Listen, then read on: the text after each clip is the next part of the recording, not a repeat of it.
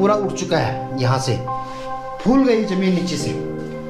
टाइलों की हालत आप देख सकते हैं। बेजवान जानवर, उनके बारे में तो सरकार ध्यान भी नहीं दे रही है।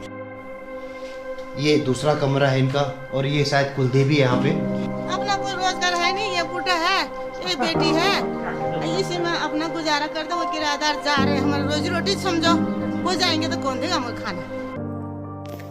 इसरो की दिसंबर रिपोर्ट के अनुसार पिछले 12 दिनों से जोशीमठ 5.4 सेंटीमीटर सिंक हुआ है, और अगर फिर नई रिपोर्ट आती है तो ये आंकड़ा आज बहुत ज़्यादा बढ़ सकता है, क्योंकि ये दिसंबर का है और अभी जनवरी मिड चल रहा है। और इसका प्रभाव ये भी कि औली और जोशीमठ रोड भी काफ़ी ज़्यादा प्रभावित हुई है।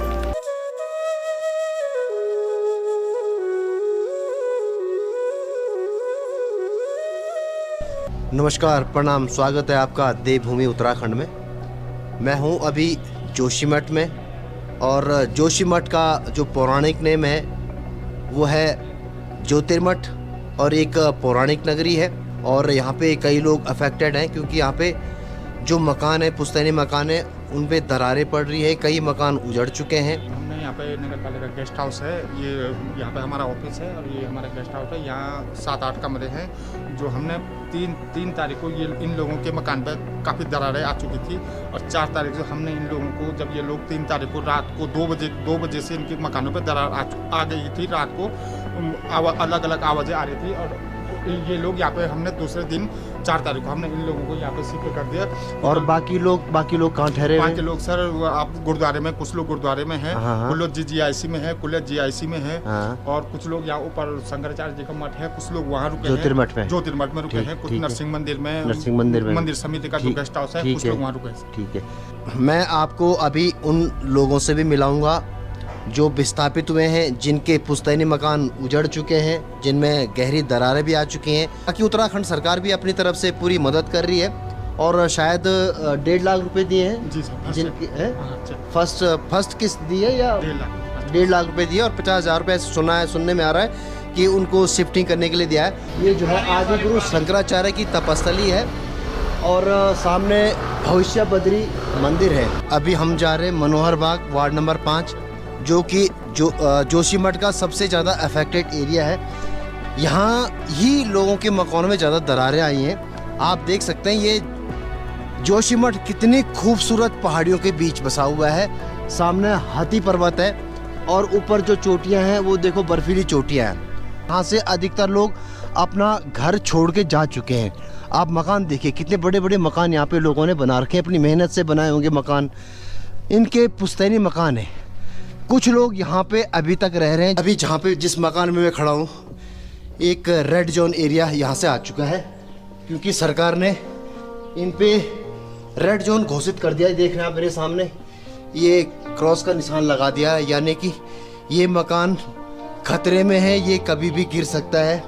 और इस घर के वाशिंदे यहाँ से पलायन कर चुके हैं। देख रहे हैं आप, ये रूम सब खाली पड़े हुए हैं इनके।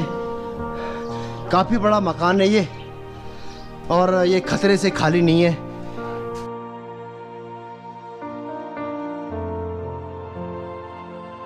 मैं दरारें आपको दिखाता हूँ। ये देखिए इस मकान की दरारें, ये आप देख रहे हैं ना, कितनी बड़ी बड़ी दरारें आ चुकी हैं, बिल्कुल टेढ़ा हो चुका है। यहाँ दरारें हैं। ये देखिए इस मकान को मैं दिखाता हूँ, कितना बड़ा मकान है।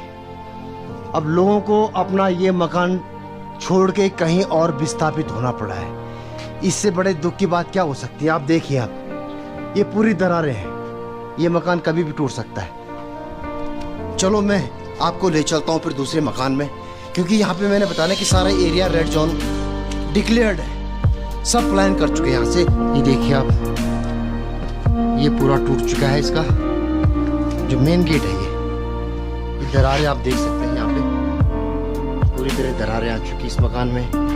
यहाँ आप देखिए, इसका कारण भी मैं आपको थोड़ी देर में बताऊंगा, आप वीडियो में बने रहिए। ये दूसरा मकान है जो रेड जोन में डिक्लेयर हो चुका है, इस पे भी सरकार ने निशान लगा चुके हैं। लेकिन यहाँ कुछ वाशिंदे ऐसे हैं जिनको अपने पुश्तैनी मकान से बहुत अटैचमेंट है, वो कई बरसों से यहाँ पे रह रहे हैं। बड़ी मेहनत से उन्होंने अपने ये मकान बनाए, इनके पुरखों ने मकान बनाए, लेकिन वो यहाँ से जाने के लिए तैयार नहीं है। पहले मैं आपको मकान की हालत दिखाता हूँ। ये देखिए आप मकान की हालत। यहाँ ये बाहर से मैं दिखा रहा हूँ, अंदर जाके मैं दिखाता हूँ। ये देखियो, ये पूरा फूल चुका है, टाइलें उठ चुकी हैं, इतनी बड़ी बड़ी दरारें आ चुकी हैं। ये देखिए, और ये एरिया पूरा, मैंने कहा ना कि ये पूरा उठ चुका है, यहाँ से फूल गई जमीन नीचे से। टाइलों की हालत आप देख सकते हैं, कितने मुश्किलों से इन लोगों ने अपना ये मकान बनाया होगा। पैसा जोड़ जोड़ कर, ईंटें जोड़ जोड़ कर इन लोगों ने इस मकान की नींव रखी होगी, लेकिन आज इस मकान की ये हालत है कि ये कभी भी उजड़ सकता है। ये देखिए, ये बाहर का एरिया है इस मकान का।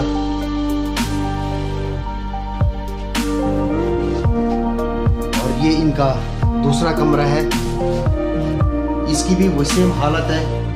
मकान पूरी तरह नीचे से ऐसा लग रहा है कि जैसे उबाल आया हो, जैसे ज्वालामुखी निकलता नीचे से, ऐसे ऊपर की तरफ ये जमीनें उठ चुकी हैं, टाइलें टूट चुकी हैं। सर, मेरा नाम दलवीर सिंह है और ये पांडे जी का मकान है और इनके ठीक सामने है मेरा मकान।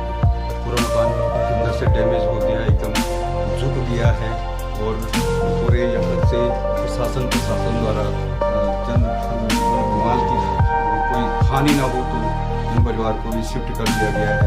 और मेरा परिवार भी शिफ्ट वैकल्पिक व्यवस्था के तौर पे अभी एक होटल में एक कमरा देकर के शिफ्ट किया गया है, लेकिन अभी इस तरह से कोई सुविधा शासन प्रशासन द्वारा नहीं हुई है। लेकिन शासन प्रशासन अभी कोशिश कर रही है। हमारे श्री धामी जी अभी 2-3 बार जोशीमठ में आ चुके हैं, वो व्यवस्था बना रख रहे हैं, लेकिन अभी परिस्थिति कुछ ऐसी बनी हुई है। यहाँ पे पांडे जी की कुल देवी है, वो अभी यहीं पे स्थिर है। कुलदेवी पांडे जी का कहना है कि उन्होंने कुलदेवी जी को भी यहाँ से शिफ्ट करने की काफ़ी कोशिश की, लेकिन माता रानी यहाँ से शिफ्ट नहीं होना चाहती। उन्होंने अपना परिचय इस तरह से दिया कि उन्होंने कई बार माता जी को यहाँ से शिफ्ट करने की कोशिश की, लेकिन उन पे इस तरह के झटके लगे कि माता रानी यहाँ से शिफ्ट नहीं होना चाहती है। तो अभी भी पांडे जी यहाँ पे नहीं है और बराबर वो सुबह शाम आते रहते हैं। अभी वो शायद तहसील में ही चक्कर मार रहे हैं। ये देखिए आप दरारें, एक कमरे से दूसरा कमरा दिख रहा है, मतलब पूरा दरारें ऐसी हो चुकी हैं कि ये पूरी 6 इंच की दीवार है और एक कमरे से दूसरा कमरा साफ दिख रहा है। ये हालत अभी ये हो चुकी है। देखिए कितने गड्ढे पड़ चुके हैं ये मकान में। कभी किसी ने सोचा होगा कि इस मकान की ये हालत होगी। हालांकि यहाँ अंधेरा है, लेकिन फिर भी आप देख ही सकते हैं। ये दूसरा कमरा है इनका और ये शायद कुलदेवी है यहाँ पे, ये कुलदेवी का मंदिर है। और देखिए आप, जमीन ऊपर उठी हुई है, आप देख रहे हैं, ऐसा लग रहा है जैसे बहुत भयंकर अर्थक्वेक, जिस तरह अर्थक्वेक आता है ना, ये उससे भी उसके हिसाब से ऐसा लग रहा है कि अर्थक्वेक आया हो। और ये हमारे लिए भी खतरा हो सकता है क्योंकि ये मकान काफ़ी ज़्यादा जर्जर हालत में है। चलो आपको एक और मकान की तरफ ले चलता हूँ मैं। ये मकान भी देखिए डेंजर जोन घोषित हो चुका है, लेकिन इस मकान के मालिक ये भी शायद अपने मकान को अटैचमेंट है इनसे, ये भी छोड़ने को तैयार नहीं है। मैं आपको सही बताऊं तो ये मकान पूरा ढल चुका है, क्योंकि मैं यहाँ पे खड़ा हूँ, कैमरे में शायद इतना पता नहीं चलेगा, लेकिन मैं महसूस करता हूँ कि ये बिल्कुल सपाट, जिस तरह सपाट होता है इस तरह इस मकान की हालत होगी। इसकी ज़मीन की हालत ऐसी हो चुकी है, नीचे की तरफ ये मकान नीचे की तरफ जा रहा है। यहाँ पे लोग रेड क्रॉस सोसाइटी से भी आए हैं। जी सर, हम लोग मतलब जो भी मतलब हमारे पास हाइजीन किट है, मतलब जो डेली पर्पज के सामान है हमारे पास। हाँ। और कंबल वगैरह हैं। हाँ। जो मतलब किचन सेट वगैरह हैं। हाँ। जो कि मतलब जिन लोगों के पास जैसे रहने के लिए नहीं है, मतलब जो अपने घर से बेघर हो रखे हैं, तो उन लोगों तक हम अपने जो भी हमारे पास है सामान, हम वहाँ तक उन लोगों को पहुँचा दें। अब तक आपने कितने लोगों को डिस्ट्रीब्यूट किया है सामान? अभी तक हमने मतलब काफ़ी कम से कम 30-40 तक हमने कर लिया है कवर। 30-40 लोगों को आपने क्या क्या बांटा? कंबल बांटे, खाने का सामान अभी बांटा? सर अभी कंबल की फिलहाल इतना मतलब वो नहीं जिन्हें है। जो सामान की जरूरत है ना वो वो हमने उनके पहुंचाया। कमरे में पहुंच गया है। मतलब जो डेली नीड्स हैं, हाँ, जो डेली नीड्स है वो आपने उनको दे दिया है। जी वो हमने उन्हें और दे कितने दिन से आप यहाँ पे काम कर रहे हो? दिया। एक हफ्ता हमको तो सर 1 महीना हो गया होगा। एक महीना तो इसको भी नहीं हुआ है। नहीं, 1 महीना। 1 महीना तो एक हफ्ता हुआ है। वही तो मैं 1 महीना तो इसको भी नहीं हुआ है। आप अभी 1 हफ्ते पहले की बात है। 1 हफ्ते हाँ। अब वैसे red cross society no doubt कि वो जगह जगह जाती रहती है। ये तीसरा मकान है और कितना बड़ा मकान है ये आप देख रहे हैं। मैं कहता हूँ ना कि हर कोई जब मकान बनाता है तो बड़े सपनों से बनाता है, बड़ी मुश्किल से बनाता है, क्योंकि मकान बनने में काफ़ी टाइम लगता है, काफ़ी सालों वर्षों लग जाते हैं। आदमी का इसमें अथक प्रयास होता है और अथक मेहनत होती है, लेकिन एक झटके में अगर उसको उस मकान को छोड़ना पड़े तो आप समझ सकते हैं कि दूसरे का दुख। मैं पहाड़ों से हूँ, मेरा जन्म भी उत्तराखंड में ही हुआ है, इसलिए मैं यहाँ के लोगों को अच्छी तरह जान सकता हूँ। यहाँ के लोगों की जो व्यथाएँ हैं, जो समस्याएँ हैं, उनको मैं अच्छी तरह समझ सकता हूँ।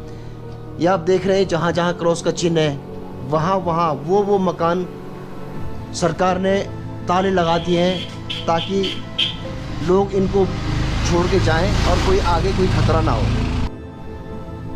एक मकान ये है, मतलब जिस एरिया में मैं खड़ा हूँ इस एरिया में तकरीबन सारे मकान रेड जोन में है। ये देखिए कितना बड़ा मकान है। आप अभी तक इसी मकान में रह रहे हैं? नहीं भैया, हम इस मकान में नहीं रह रहे। जो रेड क्रॉस लगा रखा है, हाँ। प्रशासन ने हमारे सेफ्टी के लिए जी लगा जी रखा जी है। जी जी। लेकिन अभी उन्होंने हमें एक रूम दे रखा है सैलजा में, हम वहाँ पर रात को वहाँ पर रहते हैं सर। अच्छा, होटल में? हाँ, होटल में रहते हैं अच्छा। सर। और हम फैमिली के 8-9 मेंबर्स हैं। 8-9 मेंबर्स को उन्होंने होटल में रखा हुआ है, एक ही रूम में रखा हुआ। वो जी। भी हम गाय भैंसों के जैसे रह रहे हैं वहाँ पे। और ना ही हमको खाने की सुविधा है, ना ही और चीज़ की कोई सुविधा गवर्नमेंट की तरफ से और चीज़ की कोई सुविधा ही नहीं मिल रही सर हमको। अभी देखो आज मैं लंच के टाइम पे अपने घर आ रखी, अपने घर से लंच करके जाऊंगी और साथ में मेरे बच्चे होटल्स में हैं, उनको वहाँ पे लंच लेके जाऊंगी वहाँ। तो सरकार की तरफ से कुछ कंपनसेशन मिला है आप लोगों को? राहत राशि, हाँ राहत राशि जो मिली है, हाँ मिली है हमको। वो इसलिए मिली हुई कि जो हमारा सामान है शिफ्टिंग के लिए, जो उसमें जो किराया जो पड़ेगा उसके लिए जो सरकार ने हमें दिया है। अच्छा, उसको हम शिफ्टिंग के लिए दिया? हाँ, शिफ्टिंग के लिए इसको हम स्वीकार करते हैं कि सरकार की तरफ से हमें जी, मिला हुआ है। और नरेंद्र मोदी जी से रिक्वेस्ट करना चाहती हूँ मैं कि आप कहते हैं कि बेटी पढ़ाओ और बेटी बचाओ। मेरी बेटी भी क्लास 10th में पढ़ती है, उसकी प्री बोर्ड्स चल रहे। हमारे घर की स्थिति ऐसी हो गई कि आज हमारा घर नीचे ज़मीन पे आने वाला है। इस स्थिति में वो मेरी बेटी कैसे प्री बोर्ड्स देगी, कैसे आगे के बोर्ड्स देगी, वो हमें समझ में नहीं आ रहा। लेकिन वो बार बार हमसे यही सवाल पूछ रही है कि मम्मी क्या मैं फाइनल एग्जाम्स दे पाऊँगी, मेरा फाइनल बोर्ड्स होगा, मैं मेरे भविष्य की पहली सीढ़ी है जो 10th, क्या मैं उस भविष्य की पहली सीढ़ी को पार कर पाऊंगी? नहीं करवाऊंगा। तो मैं नरेंद्र मोदी से कहना चाहती हूँ कि जल्दी से जल्दी वो हमारे जोशीमठ के बारे में सोचे, हमारे भविष्य के बारे में सोचिए और हमारी बेटियों हमारे बच्चों के बारे में सोचिए। क्योंकि यहाँ नहीं रह सकते। ये आप दरारें देख सकते हैं इस मकान की भी, कितनी जो है लंबी चौड़ी दरारें हैं और इतना बड़ा मकान है। ये देखिए आप, पूरा लंबा चौड़ा मकान है। ये पूरा जो है ये इनका बरामदा पूरे मकान की नींव से ही अलग आ रहा है। ये नींव से ही अलग है, कम से कम 3-4 इंच का, 3-4 इंच से ज़्यादा का। ये देखिए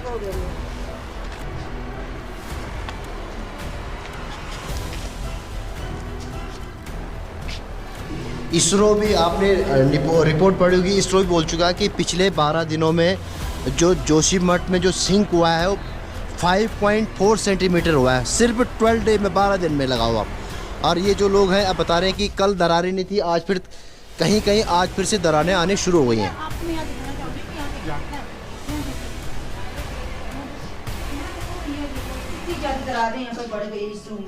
ये बता रहे हैं कि ये कल तक दरारें नहीं थी, ये कल ही आई दरारें ना? नहीं, पहले नहीं थी, मतलब पहले नहीं। पहले थी, हाँ, लेकिन इतनी ज़्यादा नहीं थी। वो सामने भैया ये कल परसों की दरारें हैं ये। अच्छा, ये कल परसों की है।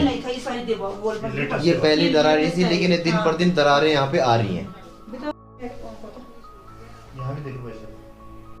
दरारें ये आप देख सकते हैं फर्श में दो, बिल्कुल देख कितनी लंबी दरारें हैं। देखो ये पूरा फर्श ही दरक गया। और यहाँ एक नहीं कई जगह ही हो रहा है। ये पूरी जगह छोड़ रहा हूँ। और हमने तो कर लिया, थोड़ा बहुत रह रखा ना, तो देखो लोगों ने अभी तक अपना सामान भी शिफ्ट नहीं किया है, क्योंकि सही बताया जिन्होंने अभी बताया कि एक कमरे में 5-5, 6-6 लोग रह रहे हैं। नहीं, 8-9 मेंबर्स। 8-9 मेंबर एक कमरे में रह रहे हैं और खाने की व्यवस्था भी इनकी प्रॉपर नहीं है। वहाँ पे अपने घर में ही आते हैं, यहीं खाना खाते हैं। आने वाले समय में जोशीमठ एक बहुत बड़ा टाइम बॉम्ब पे खड़ा है और एक मैंने बताया कि एक बहुत पौराणिक नगरी है ये, और ख़ासकर हमारे सनातन धर्म में इस नगरी का बहुत महत्व है और ये केंद्र बिंदु है बद्रीनाथ का। जी हाँ, यहाँ से बद्रीनाथ 1 घंटे का रास्ता है और सेंटर पॉइंट यही है जोशीमठ बद्रीनाथ का, क्योंकि लोग अधिकतर यहीं आते हैं, यहीं स्टे करते हैं, फिर यहीं से अगले मॉर्निंग में वो बद्रीनाथ के लिए निकल जाते हैं। और ये 5वां या 6ठा मकान है जिस पे ये निशान आप देख रहे हैं और इस मकान के जो मालिक हैं वो सामने खड़े हैं, थोड़ा इनसे भी बात कर लेता हूँ। अब तो एक तरह से बताने लायक बहुत कुछ रहा नहीं हमारे पास। हम 4 परिवार है पूरा, तो चारों के मकान पे निशान लग गए हैं और खाली करने के लिए बोल दिया, अपना सामान निकाल रहे हैं, ले जा रहे हैं। अभी तक तो यही समझ नहीं आ रहा है कि निकालना क्या है, छोड़ना क्या है। रहने वाले यहीं के, पैदा इधर ही हुए हैं, अपना टाइम इधर दिया, काम इधर शुरू किया, तो अब बहुत मुश्किल लग रहा है कि इस चीज़ को जगह छोड़ना बहुत ख़राब लगता है। और इसके बाद क्या होगा, सबसे बड़ी दुविधा ये है कि अपना बिजनेस था, शुरू किया था, लड़कों को रोजगार दिया था, अब हम कहाँ जाएंगे, क्या बिजनेस करेंगे, आगे कैसे करेंगे, ये बहुत बड़ा सवाल है हमारे सामने। तो उसके लिए अब वो परेशानी आगे आएगी। अभी तो 2-4 महीने, 6 महीने, साल भर के लिए तो कोई टेंशन ऐसा किसी को नहीं है, लेकिन उसके बाद क्या होगा वो सबसे बड़ा सवाल हमारे सामने अभी है। तो सरकार की तरफ से कोई हेल्प या ऐसा कुछ मिला आपको? देखिए, सरकार की तरफ से तो अभी वो इनिशियल वाला जो आपदा की शुरुआती होता है वो हो रहा है। सरकार अपना कर रही है कि जिसको किराए पे जाना है उसको पैसा देगी, ये करेगी, 1.5 लाख रुपए की चेक दे रही है कि 50,000 शिफ्ट करने के, वो सब चल रहा है। लेकिन वो जिस हिसाब से जो हमने चीज़ें जोड़ी है उसके हिसाब से जो हम कर रहे थे उसके हिसाब से वो बहुत कम है। अब ये आगे क्या डिसीजन लेते हैं, ये स्टेबल है नहीं है। सबसे बड़ा तो ये वाला प्रश्न था कि आप जो सर्वे कर रहे हैं, सरकार जो करवा रही है, वो उस लाइन के अंदर ही ना हो, जो इस लाइन के जो फटी हुई है, जिसने जोशीमठ को घेरा है, उस लाइन के बाहर का हो तो पता चले कि वो जगह बचेगी नहीं बचेगी, तो हम उस हिसाब से अपना फ्यूचर देखेंगे। अपना भाई घर छोड़ना किसी को अच्छा नहीं लगता, तो हम अगर वो सेफ़ होगा तो हम रहेंगे, उस पर ही काम करेंगे। पर अगर वो बाहर का एरिया भी सेफ़ नहीं और कल को फिर हम काम करते हैं और 4-5 साल बाद फिर से ऐसी सिचुएशन हमारे सामने आती है, तो फिर कहाँ जाएंगे। अब तो धीरे धीरे उम्र बढ़ रही है, तो वो टेंशन है। तो जितनी जल्दी सरकार इस पर निर्णय ले, आप चाहे 1 टाइम सेटलमेंट करो, मैं तो ये भी बोलूँ कि आप मकान का, ज़मीन का, सबका 1 टाइम सेटलमेंट करो, लोगों को छोड़ दो, क्योंकि बहुत बुरी कंडीशन है यहाँ। ज़्यादा देर रोकना भी ठीक नहीं है लोगों को, जिस हिसाब से डेवलपमेंट हो रहे हैं। पिछले 10 दिन से मैं जो नई दरारें थी वो 2-2 फीट चौड़ी हो गई हमारी तरफ। बहुत तेज़ डेवलपमेंट हो रहा है। लोगों को इस अंदर न फंसाओ, इस जाल के अंदर न रखे सरकार, बाहर भेजे। बाहर भेज के जिसको जहाँ जाना है वो सरकार ना डिसाइड करे। आप ज़मीन ढूंढोगे, 5 जगह चिन्हित करोगे, फिर वहाँ के लोग आपसे लड़ेंगे कि कोई यहाँ नहीं आना चाहिए जी, बाहर का। हमने भी पहले किया है सर, कोई बाहर से यहाँ है तो हमने भी किया है ना। तो हमको मतलब ये कोई सोचने वाली बात नहीं, हम दूसरी जगह करके शिफ्ट करेगी सरकार, तो वहाँ के लोग भी हमारे लिए हमको लड़ेंगे, वो बोलेंगे, वो ऑब्वियस है। तो उस पर न करते हुए, सरकार को ध्यान देते हुए, वो लड़ाई झगड़े से दूर तो ये करें, सेटलमेंट करें, लोगों को बोले जिसको जहाँ लगता है वो अपनी व्यवस्था, वो ज़्यादा मेरे हिसाब से अच्छा रहेगा कि सब अपनी व्यवस्था कर ले उससे। और एक मकान ये है, मैं बता रहा हूँ कि मैं अब काउंटिंग भी भूल चुका हूँ इन मकानों की, जिन में दरारें पड़ चुकी हैं। और अभी भी देखो अनाउंसमेंट हो रहा है गवर्नमेंट की तरफ से कि जल्दी से जल्दी इन मकानों को खाली कर दें। ये देखिए इस मकान, माय गॉड, क्या हालत देख सकते हैं आप इस मकान की। देखो इतनी गहरी दरारें हैं, देखिए।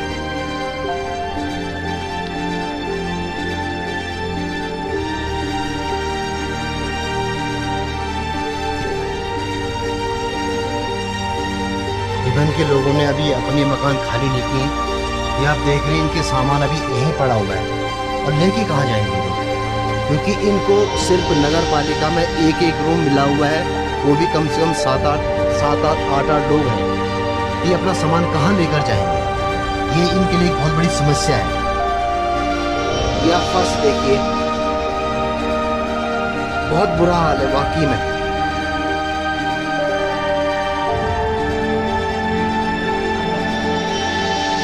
यहाँ तक कि जो खेत हैं, ये देखिए, खेतों की दरारें आप देखिए, ये पूरा खेत है। आज जोशीमठ रो रहा है, जोशीमठ इज क्राइंग।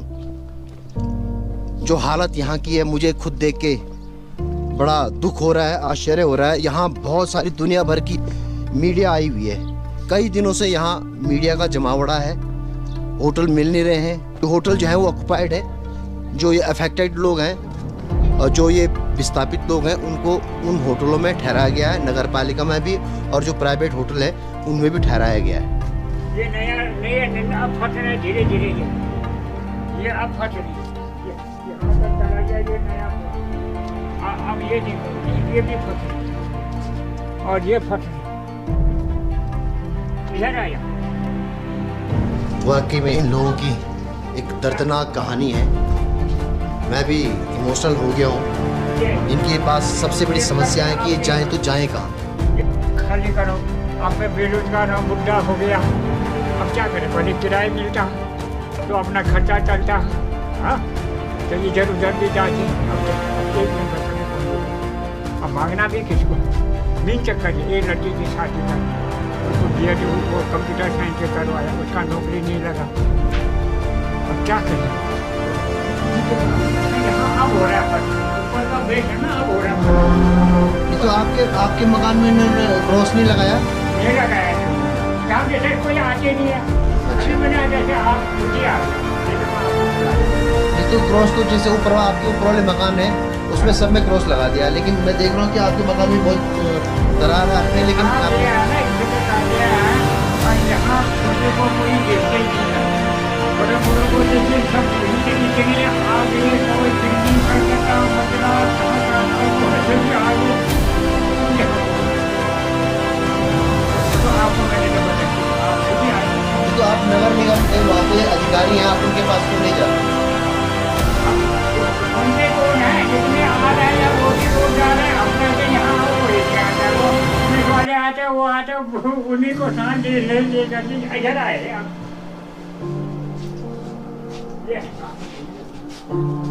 ये मेरी बिटिया है,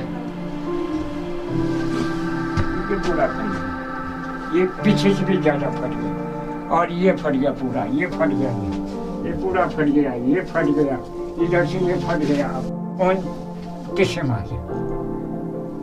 क्या करें, कहाँ जाए हम? जाना तो है, जाए तो कहाँ? अब एक पैसे का इनकम कहाँ?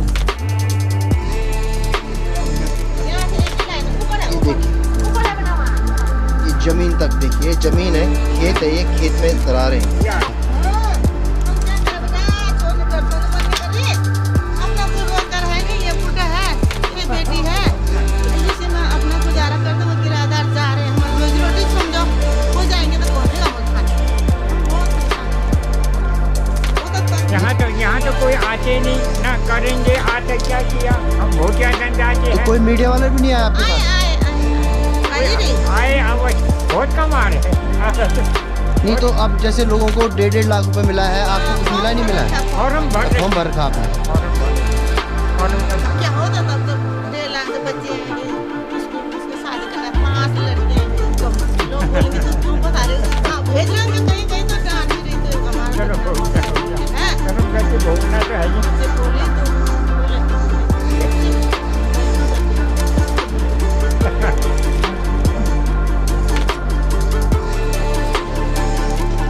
अब फिर उसी को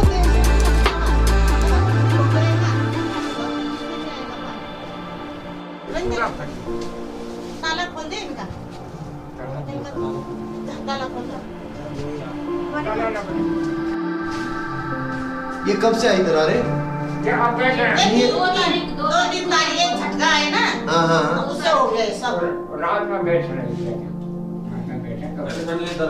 यहाँ पर सरकार ने कुछ घरों को तो रेड जोन डिक्लेयर कर दिया है, लेकिन कुछ घर अभी भी ऐसे हैं जिनमें दिन पर दिन दरारें आ रही हैं। सरकार को उनको वो ध्यान देना पड़ेगा। जिस तरह भी मैं देख के आया हूँ कि नीचे वाले मकान में भोटिया जनजाति के हैं, इनके साथ अभी शायद लोगों ने बातचीत भी नहीं करी, ना सरकार ने कोई अधिकारी को ध्यान भी नहीं दिया होगा शायद इस बारे में, या उन्होंने बताया नहीं होगा। उनको भी बताना पड़ेगा। ये जोशीमठ का हाल है। अभी मेरे साथ 3 बच्चे हैं, मेरे पति है, और मेरे पास आज रहने के लिए, रात गुजारने के लिए कहीं कोई छत। बाय द वे खुदा न खास कोई घटना हो जाती है रात को, तो हम 5 का जिम्मेदार कौन है?